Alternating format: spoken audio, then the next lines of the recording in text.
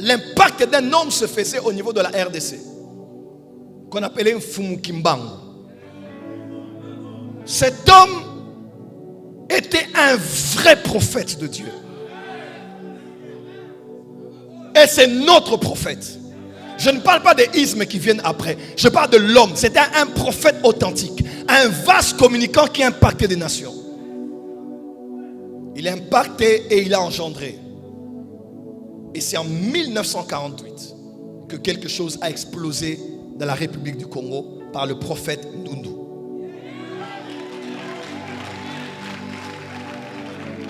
Cet homme s'est levé, et vous le savez. Il a opéré avec l'esprit et la puissance d'Élie. Par des signes, des prodiges et des miracles. Le réveil de Brazzaville, de ce pays, n'a pas été activé par des évangélistes. Le réveil de ce pays n'a pas été activé par des apôtres. Le réveil de ce pays n'a pas été activé par des pasteurs. Le réveil de ce pays n'a pas été activé par des missionnaires blancs. Le réveil de ce pays a été activé par un homme de ce pays, mais un prophète de Dieu.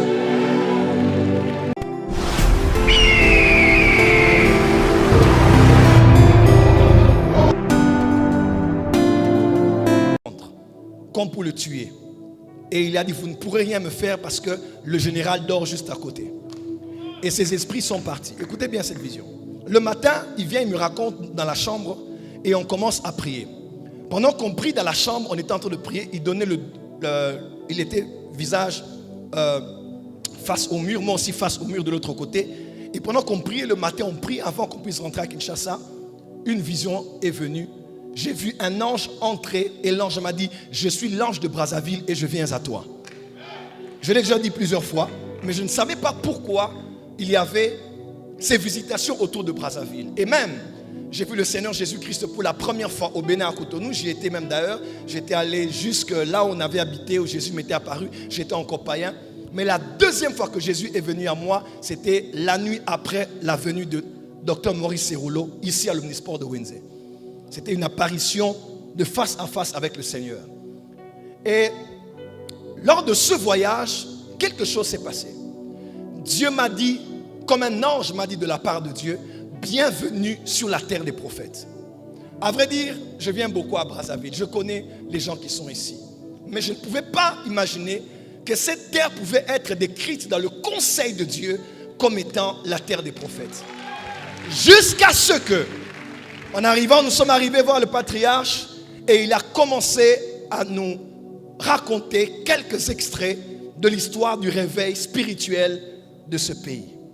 Beaucoup de choses se sont passées spirituellement et beaucoup d'hommes de Dieu ont été utilisés par le Seigneur.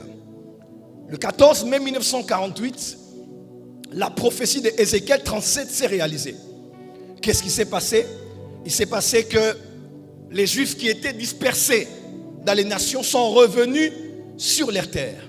Et on lisait ce jour-là une prophétie d'Amos quand on parle que Dieu allait relever le tabernacle de David. C'était cité lors du retour de leur exil sur leur terre. Et là était née la nation d'Israël.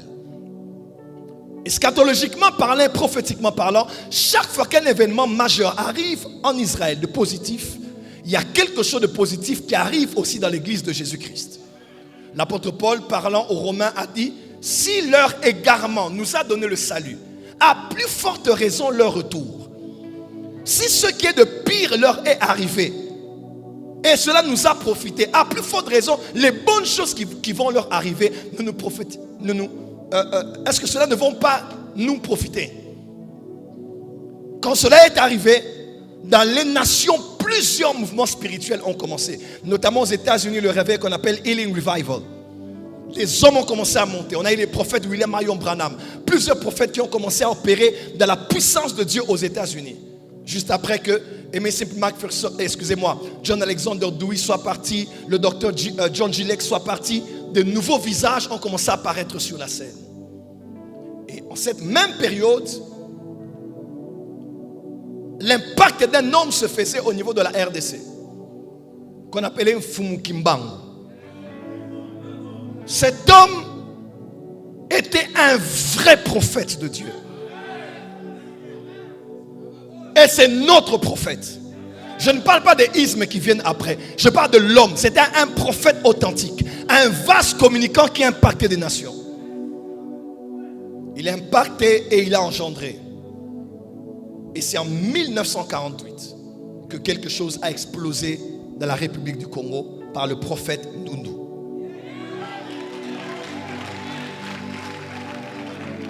Cet homme s'est levé, et vous le savez. Il a opéré avec l'esprit et la puissance d'Élie, par des signes, des prodiges et des miracles. Le réveil de Brazzaville, de ce pays, n'a pas été activé par des évangélistes. Le réveil de ce pays n'a pas été activé par des apôtres. Le réveil de ce pays n'a pas été activé par des pasteurs. Le réveil de ce pays n'a pas été activé par des missionnaires blancs. Le réveil de ce pays a été activé par un homme de ce pays, mais un prophète de Dieu.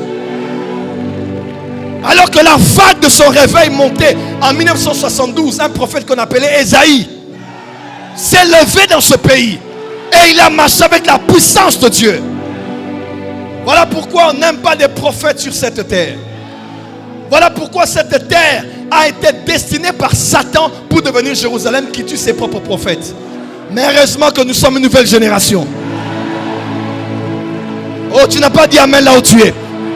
Je dis heureusement que nous sommes une nouvelle génération. Cette terre de la République du Congo est la terre des prophètes et des prophétesses. Et l'héritage, le manteau de ces hommes est toujours dans l'atmosphère. William Branham, oui. Mais ici, on a eu des Esaïe. On a eu des Ndundu ici. Est-ce qu'on peut acclamer pour célébrer Dieu pour ses grâces? Des hommes qui n'étaient pas forcément intellectuels, qui ont ressuscité des morts, qui ont changé le climat, qui ont opéré des miracles. On doit célébrer ces hommes.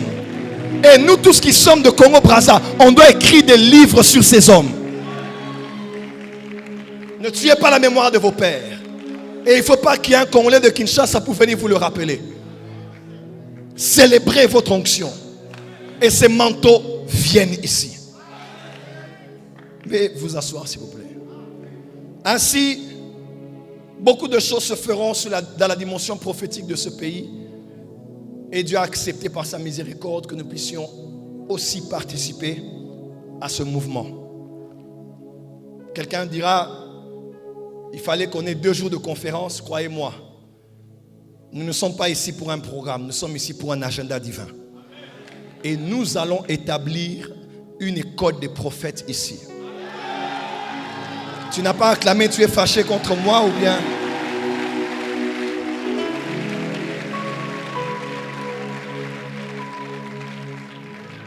Il faut qu'on parle de l'éthique du ministère prophétique. Il faut qu'on parle de la déontologie. Il faut qu'on parle des choses qu'on dit en privé, des choses qu'on dit en public. Il faut qu'on parle des hérésies dans les enseignements prophétiques. Il faut qu'on parle du caractère, du choix du conjoint quand vous voulez vous marier. Il faut qu'on parle de comment on gère l'onction prophétique avec les autorités politiques.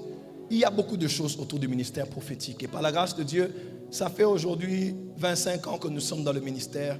Nous avons opéré dans la dimension prophétique, dans l'enseignement prophétique. Dieu m'a fait la grâce d'être proche des prophètes africains qui bougent le monde aujourd'hui. J'étais proche des grands prophètes que vous connaissez. Je le suis encore, prophète Bouchiri, prophète Hubert Angel, apôtre Johnson Suleiman, qui est censé m'appeler d'ailleurs pour sa venue au niveau de la France. Mon père spirituel, que dire, le pasteur Alpha Kao. Que dire de ces hommes? J'ai été avec ces hommes, j'ai vu comment ces hommes opèrent. J'ai vu comment Dieu les utilise. Il faut que dans la francophonie, on puisse redorer le blason de l'onction prophétique. Et nous allons veiller à optimiser et à préserver le prophétique dans le corps du Christ. Il y aura des erreurs? Oui, il y en aura. Parce qu'il y a aussi des erreurs parmi les pasteurs. Il y aura des débordements? Oui, il y en aura. Comme aussi on a parmi les apôtres. Des erreurs, nous en ferons. Parce que nous ne sommes pas parfaits, mais perfectibles. Dieu se choisit. Prophète Nino, c'est là, je l'ai vu. Ah, il est là. On acclame très fort. Je te vois d'ailleurs. Merci d'être venu. Merci beaucoup. Il vient de Pointe-Noire. Chaque fois qu'il y a réveil, il y a des débordements et des déviations. Mais l'onction doctorale qui enseigne et qui établit des fondements est très importante pour garder et préserver un mouvement de Dieu. Amen, amen. Do you believe this miracle? Supernatural, dunamis power. Koto. Receive a miracle.